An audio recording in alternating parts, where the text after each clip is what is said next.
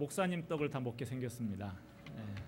많이 격려해 주시고, 오늘은 일부도 그렇게 했는데요. 오늘 안수 받으신 김희한 목사님께서 오늘 축도를 해주시겠습니다. 늘 받는 축도보다 처음 하는 축도가 훨씬 더 신선하고 축복이 많이 있을 줄을 압니다. 자, 이런 유머가 있습니다. 세상에서 제일 예쁜 사람을 한 글자로 말하면,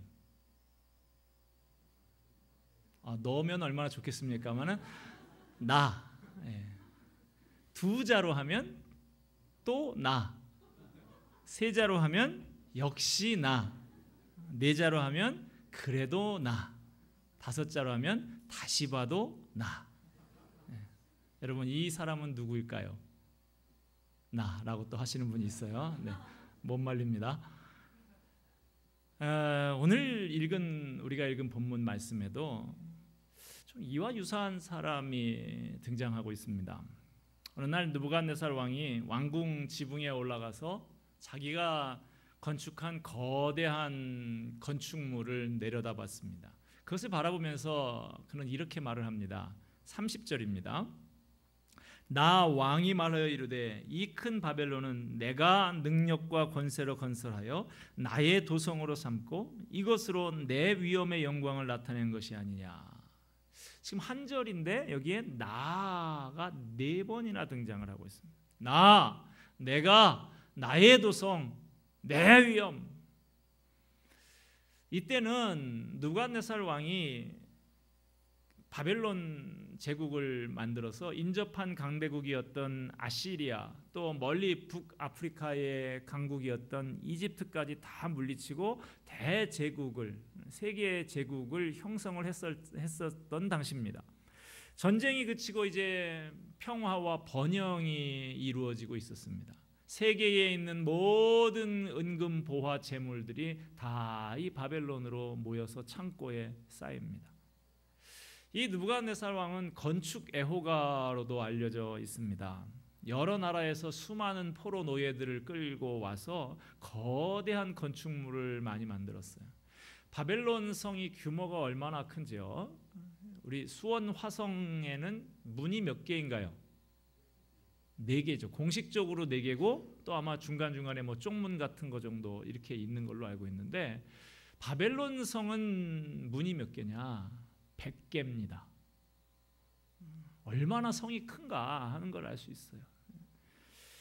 높게 성벽을 쌓았는데 이 성벽은 우리가 생각하는 것처럼 이렇게 좁게 쌓아 올린 성벽이 아니고요. 이게 넓게 양쪽으로 이중벽을 쌓아서 중간에 공간이 있는 성벽 위에서 군인들도 다니고 뭐 마차도 다니고 하는데, 얼마나 이 벽이 높고 또 넓으냐 하면 4마리의 말이 끄는 마차가 그 위에서 회전을 할 수 있다. 우리 도로도 그 2차로 이런 데서는 유턴 못하죠. 3차로 이상 돼야 이렇게 유턴을 하는데, 우리 교회 앞에 저 트윈파크 있는 데도 보면 가끔 이렇게 주차들을 많이 옆에다 해놔가지고 우리 유턴할 때 좀 불편한 그런 걸 경험을 합니다만, 4마리 끄는 마차가 회전을 할 수 있을 정도로 성벽이 그 정도의 웅장한 규모가 큰 성을 건축했다 하는 것입니다. 높이가 또 100m나 되는 초고층 타워도 건설을 했습니다. 요즘 아랍에미레이트 이런 데에 높은 500m 건물, 한국에도 지금 롯데월드, 제2롯데월드가 550m인가요? 그렇게 된다고 그러는데, 이 당시에 100m는 지금 500m보다도 훨씬 더 어려운 것입니다. 그 당시에 최첨단 건축 기술을 구조 역학도 이용하고 건축 재료도 동원이 돼야 되고 모든 기술의 총화가 이 100m짜리 타워였다라고 하는 것이죠. 또 그 큰 성에 물을 공급하기 위해서 유프라테스 강에서부터 수로를 팝니다. 그리고 수문을 만들어서 그 강물을 성 안으로 다 끌어들였습니다. 또 바벨론의 유명한 건축물이 공중정원이라고, 지금까지도 세계 7대 불가사의라고 알려져 있는 그 정원, 마치 공중에 떠 있는 것과 같은, 예전에 우리가 중국의 장가계인가 거기에 한 거 영화 나온 거 뭐였었죠? 아바타? 예. 그런데 보면은 뭐 이렇게 막 떠 있는 것 같죠? 이렇게 떠 있는 것 같은 그런 공중 정원을 이 바벨론이 만들었다. 느부갓네살이 만들었다 하는 것이죠. 자, 이런 화려한 건축물, 웅장한 건축물들을 아마도 이 느부갓네살이 그 100m짜리 타워 위에서 싹 내려본 것 같아요. 뿌듯했을 것입니다. 흐뭇했을 것입니다. 그러면서 그걸 내려다보면서 느부갓네살이 반복적으로 내뱉는 말이 바로 내가 그러는 것입니다. 이거 내가 했다는 것이죠. 자화자찬을 하고 있는 것입니다. 느부갓네살 왕은 지금 자기 도취에 빠져 있습니다. 가난한 나라, 작은 나라를 부강한 나라로 만들었습니다. 많은 나라를 정복해서 대제국을 건설을 했습니다. 느부갓네살 왕은 자신의 힘과 지혜로 이 대제국을 건설했다고 생각을 했어요. 이 세상의 주인은 자신이라는 생각이 들었습니다. 다 내가 했다. 내 능력을 봐라. 내 권세를 봐라. 이겁니다. 뿌듯한 마음을 가지고 스스로 감탄하면서 교만한 말을 내뱉고 있을 때 하늘에서 음성이 들려왔습니다. 본문 31절 32절입니다. 이 말이 아직도 나 왕의 입에 있을 때에 하늘에서 소리가 내려 이르되 느부갓네살 왕아 내게 말하노니 나라의 왕위가 내게서 떠났느니라. 내가 사람에게서 쫓겨나서 들짐승과 함께 살면서 소처럼 풀을 먹을 것이요 이와 같이 7대를 지내서 지극히 높으신 이가 사람의 나라를 다스리시며 자기의 뜻대로 그것을 누구에게든지 주시는 줄을 알기까지 이르리라 하더라. 느부갓네살이 내가 하면서 그 마음이 한없이 교만해졌을 때 하나님께서 그를 여지없이 낮추시는 것을 볼 수가 있습니다. 왕이 심한 정신질환에 걸리게 됐습니다. 하나님께서 그의 이성을 앗아가시고 짐승의 마음을 그에게 주셨습니다. 영화들 보면 가끔 한 번씩 사람이 짐승으로 변하는 영화들이 나오죠. 예전엔 나스타샤 킨스키인가요? 그 여배우가 나오는 캣피플이라고 하는 영화에 보면 여배우가 표범으로 변하는 영화도 있고요. 보름달이 뜨는 밤만 되면 사람이 늑대로 변한다 하는 그 늑대 인간의 그 신화를 그걸로 만든 영화도 있었고, 뭐 지킬 박사와 하이드 이것도 뭐 유사한 것이 아닌가 싶은데요. 사람이 내가 짐승이다라는 그런 생각을 갖는다는 거예요. 그래서 짐승의 흉내를 내고 풀 뜯어먹고 뭐 이렇게 하는 병이 있다는 것입니다. 난광병이라고 한다는데요. 일종의 정신병입니다. 오늘 본문에 나오는 느부갓네살 역시 바로 그와 유사한 병에 걸린 모양입니다. 본문 33절을 보십시다. 바로 그때에 이 일이 나 느부갓네살에게 응함으로 내가 사람에게 쫓겨나서 소처럼 풀을 먹으며 몸이 하늘 이슬에 젖고 머리털이 독수리 털과 같이 자랐고 손톱은 새의 발톱과 같이 되었더라. 바벨론의 느부갓네살 왕은 이미 BC 6세기에 세계를 정복했습니다. 세계를 다스렸습니다.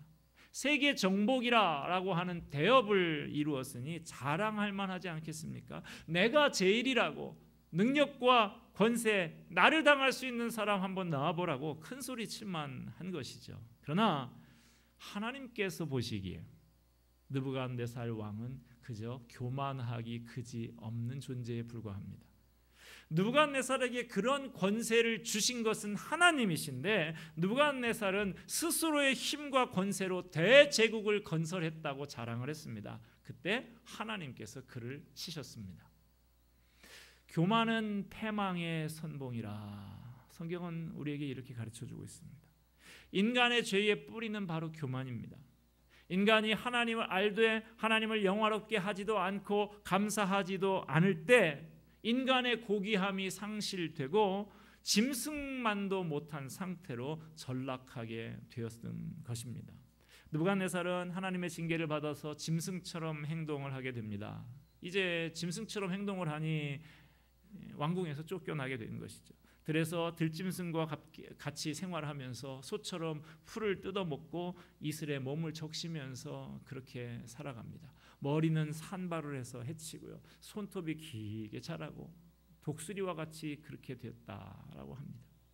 그렇게 비참한 모습으로 살면서 이 사람의 그 교만기, 내가 하던 그 교만기가 시간이 지나면서 점점 빠져서 하나도 남지 않게 됩니다. 34절 보십시다. 그 기한이 참에 나 느부갓네살이 하늘을 우러러 보았더니 내 총명이 다시 내게로 돌아온지라. 이제까지 짐승처럼 땅만 내려다보고 살았던 이 느부갓네살, 자기의 업적과 능력에만 관심을 가졌던 느부갓네살이 비로소 하늘을 우러러 보았다라고 하고 있습니다. 하늘을 우러러봤다라고 하는 것은 곧 하나님을 바라봤다라고 하는 것이죠. 겸손히 하나님께서 불쌍히 여겨달라고 그렇게 하나님 앞에 절실히 도움을 요청했다는 것입니다. 지극히 교만했던 느부갓네살 왕, 그가 이제 왕의 자리에서 쫓겨나서 동물의 수준까지 낮아질 정도로 지극히 낮아집니다. 그 참담한 밑바닥에서, 거기에서 느부갓네살은 자신의 참 모습을 발견하게 됩니다. 모든 것을 다 빼앗긴 다음에 인생이라고 하는 것, 이런 것이구나. 아주 무력하고 보잘것없는 것이 인생이구나 하는 것을 깨닫게 됐습니다. 이제 더 이상 내려갈 수 없는 만큼 낮아진 그 자리에서 눈을 위로 올려서 하나님을 바라보게 됩니다. 그런 비참한 7대의 기간을 지나는데요. 이 7대, 7대라고 하는 것은 7년일 수도 있고, 그 당시에는 이 때라고 하는 것을 6개월 단위로 이야기했다고 해서 3년 반, 요한계시록에서도 그래서 3년 반이 나오는데 이 3년 반일 수도 있다라고 보고, 제가 볼 때는 이 구절 7대라고 하는 것은, 7이라고 하는 것은 성경에서 충만한 수, 완전수, 완전히 성취된 것을 말하죠.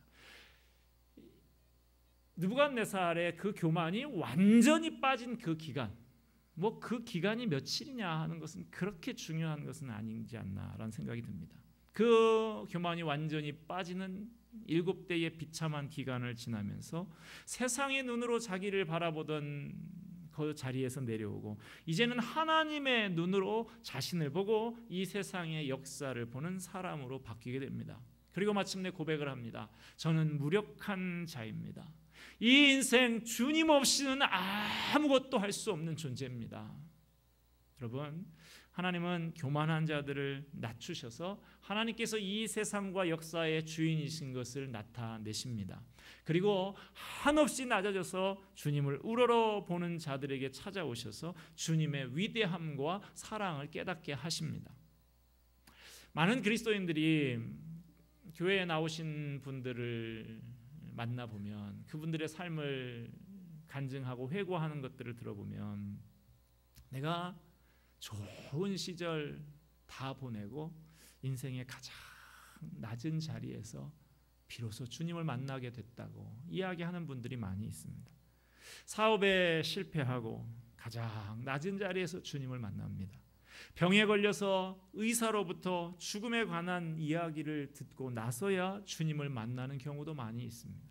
애지중지하던 자녀가 도저히 내 마음대로 되지 않는 그때에 쓰라린 가슴을 안고 주님 앞으로 나오기도 합니다. 지극히 낮은 상태에서 자신을 낮추고 하나님을 우러러보며 전심으로 찾을 때 하나님은 그때 그를 받아주시고 품어주십니다. 헬라어로 사람을 안드로포스라고 하는데요, 이 안드로포스라는 말은 위를 쳐다보는 존재라고 하는 뜻입니다. 사람은 하늘을 쳐다보면서 사는 존재로 창조가 됐습니다.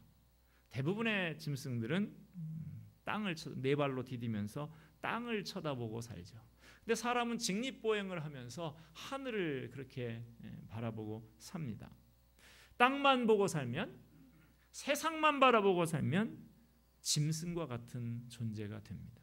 하늘을 우러러 볼 줄 아는 사람, 하나님의 자비를 구하는 겸손한 사람, 그에게 하나님의 은총이 임합니다. 느부갓네살이 하늘을 우러보았을 때 그의 총명이 돌아왔다 그랬습니다. 총명이 돌아왔다는 것은 이제 정신이 돌아왔다라고 하는 말인 것이죠. 그가 겸손하게 됐을 때, 내가 하던 사람에서 하나님 주여 이렇게 하는 사람으로 바뀌어졌을 때 하나님께서 그에게 은혜를 베푸셨습니다. 그의 정신병이 치료가 되었습니다. 오늘 우리가 시간이 부족해서 다니엘서 4장의 뒷부분 맨 끝부분만 읽었습니다만은 사실은 다니엘서 4장 전체를 우리가 봐야 되는 것인데, 이 다니엘 4장은 느부갓네살이 하나님을 만났던 그 충격적인 경험을 그가 다스리는 전 세계 나라들과 지방과 백성들에게 보낸 편지 형식의 신앙 간증문이다, 이렇게 말할 수 있습니다. 느부갓네살은 하나님의 은혜로 왕위에 돌아오게 되었음을 깨닫게 됐습니다. 이에 그는 하나님을 찬양하지 않을 수가 없었어요. 본문 34절 후반절부터 35절 말씀입니다. 이에 내가 지극히 높으신 이에게 감사하며 영생하시는 이를 찬양하고 경배하였나니 그 권세는 영원한 권세요 그 나라는 대대에 이르리로다. 땅의 모든 사람들을 없는 것 같이 여기시며 하늘의 군대에게든지 땅의 사람에게든지 그는 자기 뜻대로 행하시나니 그의 손을 금하든지 혹시 이르기를 내가 무엇을 하느냐고 할 자가 아무도 없도다. 느부갓네살 왕은 이 세상 나라의 진정한 주인이요 통치자는 하나님이시다 하는 것을 깨달아 알게 됐습니다. 세상 나라 임금들은 일시적으로 통치하고 당대에 그 통치가 끝이 납니다. 우리나라의 대통령들도 제왕적 대통령이다 그럽니다만 꼭 임기 끝날 때쯤 되면 레임덕이라 그래서 아무도 그 말 안 듣는 그런 혼란한 시기들이 많이 왔던 것을 우리 역대 대통령들을 통해서 우리 많이 보지 않았습니까? 세상의 통치자는 그렇습니다. 한시적입니다. 무소불위의 권세를 행사하고 지존무상의 자리에 오르는 것 같지만 그러나 단회적이고 끝난다라고 하는 것입니다. 그러나 하나님께서는 영원히 다스리시는 아버지 하나님이십니다. 본문 36절을 보십시다. 그때에 내 총명이 내게로 돌아왔고 또 내 나라의 영광에 대하여도 내 위엄과 광명이 내게로 돌아왔고 또 나의 모사들과 관원들이 내게 찾아오니 내가 내 나라에서 다시 세움을 받고 또 지극한 위세가 내게 더하였느니라. 느부갓네살이 하나님과의 관계가 회복되고 정립될 때 그가 잃어버렸던 모든 것이 다 다시 회복되는 것을 볼 수 있습니다. 하나님을 바라보고 하나님께 은혜를 구하며 하나님에게 돌아오는 자에게 회복의 역사가 일어납니다. 우리의 가정이 회복되기를 원하십니까? 우리의 교회가 회복되기를 원하시고 우리 나라가 회복되기를 원하십니까? 신앙의 회복에서부터 시작해야 한다는 것 잊지 마시기를 바랍니다. 역대하 7장 14절 말씀 제가 읽어드립니다. 내 이름으로 일컫는 내 백성이 그들의 악한 길에서 떠나 스스로 낮추고 기도하여 내 얼굴을 찾으면 내가 하늘에서 듣고 그들의 죄를 사하고 그들의 땅을 고칠지라. 이 땅이 회복되려고 하면 사드를 배치하는 것도 좋지만 무슨 전략 무기들을 많이 배치하는 것도 하나의 방법일 수 있겠지만 성경에서 가르치는 것은 내 백성이 겸손하게 내 앞에 엎드려 기도하는 것, 그것이 이 나라를 회복하는, 이 나라를 지키는 방법이다. 하나님께서는 그렇게 우리에게 가르쳐주고 있습니다. 하나님은 교만한 자를 낮추시고 겸손한 자는 높이시는 분이십니다. 그러므로 하나님 앞에 겸손한 저와 여러분이 되기를 바랍니다. 하나님 앞에 자비를 구해야 합니다. 회개할 기회가 주어졌을 때 회개해야 됩니다. 하나님 앞으로 돌아오셔야 합니다. 하나님 앞에 두 손 들고 나와서 겸손히 기도할 때 하나님께서 부흥의 역사를 일으키십니다. 신앙의 회복, 하나님과의 관계 회복이 우선입니다. 그래야 정신도 회복이 되고 건강도 회복이 되고 사업도 회복이 되고 하는 것이죠. 먼저 기도를 회복하는 저와 여러분이 되기를 바랍니다. 말씀 묵상을 회복하십시다. 예배를 회복하십시다. 잃어버렸던 신앙의 열정 다시 회복하는 저와 여러분이 되기를 바랍니다. 오늘 본문의 마지막 37절에 나오는 느부갓네살의 마지막 고백은 이렇습니다. 그러므로 지금 나 느부갓네살은 하늘의 왕을 찬양하며 칭송하며 경배하노니 그의 일이 다 진실하고 그의 행하심이 의로우심으로 교만하게 행하는 자를 그가 능히 낮추심이라. 여기 교만하게 행하는 자를 낮추심이라 그랬는데, 여기서 아마 이 느부갓네살은 이 교만하게 행하는 자를 자신을 생각하면서 그렇게 이 글을 쓰지 않았을까 생각이 듭니다. 내가 교만하게 행하는 자였다. 지금까지 내가 하면서 세상의 주인인 나인 것처럼 그렇게 생각해 왔는데 그것은 교만한 행동이었다. 하나님은 자기를 내세우시고 자기의 이름을 드러내고자 하는 사람을 낮추시는 분이십니다. 그러나 하나님을 경외하며 하나님의 주인 되심을 인정하는 사람은 누구나 높이시고 귀하게 들어서 쓰시는 분이십니다.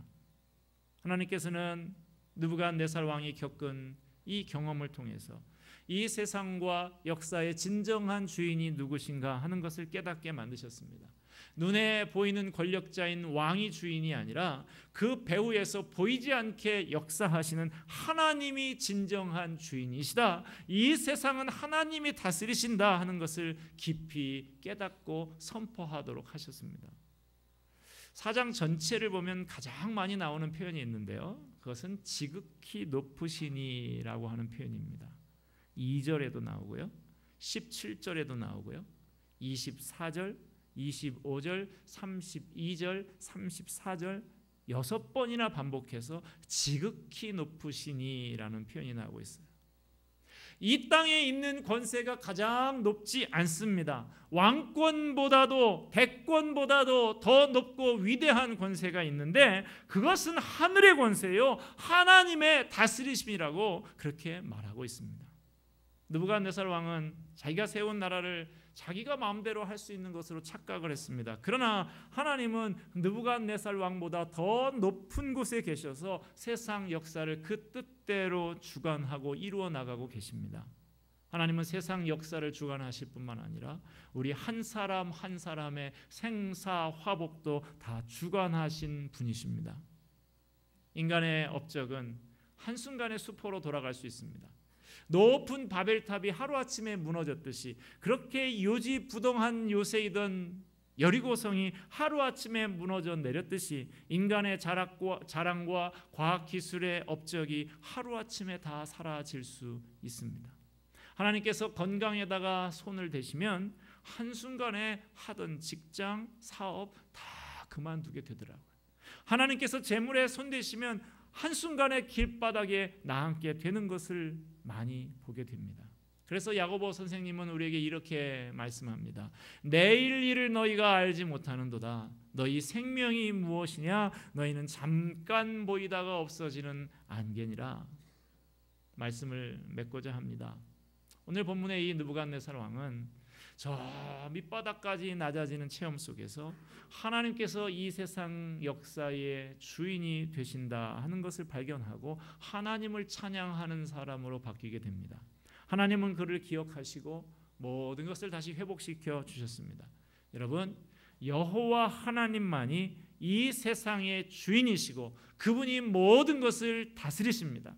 그분이 교만한 자를 낮추어서 부끄럽게 하시고 겸손한 자를 높여 주시는 분이십니다. 여러분은 하나님의 주인 되심을 얼마나 인정하며 살고 있습니까? 오늘 우리의 이 시대는 하나님의 주인 되심과 다스리심을 인정하지 않는 시대입니다. 인간들이 이룩한 물질 문명, 과학 문명, 생명공학, 우주개발, 정보통신 이런 것들이 인간을 교만하게 만듭니다. 마치 인간이 이 세상의 주인인 것처럼 착각하게 만듭니다. 자신들이 만든 것을 보면서 인간은 위대하다고 말합니다. 무엇이든지 할 수 있는 존재라고 생각을 합니다. 그러나 이것은 교만한 것입니다. 어떤 분은 그러더라고요. 아니, 내가 번 돈 갖고 내 마음대로 하는데 누가 나한테 뭐라고 하느냐. 그러나 여러분, 그거 내 것 아닙니다. 내 것이라고 생각하는 것은 교만한 것입니다. 그것은 하나님 것입니다. 하나님께서 잠시 내게 맡겨 놓으신 것입니다. 진짜 주인은 하나님이십니다. 우리에게 재능을 주시고 재물을 주시고 권세를 주시고 하는 모든 것들은 지극히 높으신 하나님의 주권에 속해 있습니다. 그런데 오늘날 얼마나 많은 사람들이 하나님을 대신하려고 하고 있습니까? 스스로 판단하고 스스로 정죄하고 스스로 잘났다고 자랑하고 삶 속에서 자신이 하나님의 자리를 차지하려고 하는 사람들이 얼마나 많이 있습니까? 이스라엘 사람들 보시면 머리에 꼭 이렇게 조그마한 뭐 화가 모자 같은 거 그런 거 하나 쓰고 다니는 거 많이 보셨죠? 영화 같은 데 보면. 이 사람들은 모자가 없으면 수건이라도 써야 회당에 들어갈 수 있어요. 그들이 모자를 쓰는 가장 큰 이유는 이 모자를 쓰는 것을 통해서 항상 내 머리 위에 하나님이 계시다 하는 것을 의식하기 위해서라고 이야기를 합니다. 나보다 위에 계신 분이 있다. 내 머리 위에 나보다 높으신 하나님이 계시다. 그런 의식을 잊어버리지 않기 위해서 그렇게 한다는 것이죠. 오늘날 우리 그리스도인들도 어떤 의미에서는 뭐 꼭 모자를 쓰고 다닐 필요는 없습니다, 여러분. 그렇습니다만은 우리도 그런 자세가 있어야 되지 않을까라는 생각이 듭니다. 내 위에 하나님이 계시다라고 하는 것을 항상 의식해야 됩니다. 나보다 높고 위대하신 분을 항상 의식하며 살아야 한다 하는 것입니다. 나보다 높으신 분이 나를 보고 계시다. 그분은 나의 주인이시다. 장차 나를 심판하실 분이시다. 나보다 높은 그분, 내 주인 되신 그분을 의식하고 두려워하고 그분을 인정하는 삶을 살 때 우리가 참 인간된 모습, 참 겸손한 인간의 본연의 모습으로 돌아갈 수 있다 하는 것이죠. 여러분, 오늘 우리가 하나님을 의식하지 않고 또는 하나님을 무시하고 어떤 일을 벌이고 있는 것이 있다고 하면 다시 한번 재고하시기 바랍니다. 먼저 주인 되신 하나님 앞에 겸손히 엎드려서 하나님과 상의하고 하나님의 결제를 받으시기를 바랍니다. 여러분, 이 세상의 역사의 주인은 하나님이심을 인정하시기 바랍니다. 내게 있는 모든 재능, 능력, 권세, 재물 모두 다 하나님의 것입니다. 하나님께서 주인이십니다. 과연 우리는 어떠한 고백을 하나님 앞에 바치고 있습니까? 혹시 하나님은 나의 주인이시다 말로는 그렇게 하면서도 내 삶은 언제나 나 자신만 생각하고 의지하고 있지는 않습니까? 하나님께서 내 길을 인도하신다고 고백하면서도 소망 없는 사람처럼 언제나 불안하고 염려가 가득한 삶을 살아가고 계시지는 않습니까? 오늘 말씀을 통해서 우리의 삶의 자세가 새롭게 정립되기를 바랍니다. 하나님이 내 삶의 주인이 되셔서 나를 다스리고 계신 것을 인정하며 범사에 주님 앞에 겸손히 무릎을 꿇고 주님의 인도함을 받는 저와 여러분이 되기를 바랍니다. 기도하겠습니다.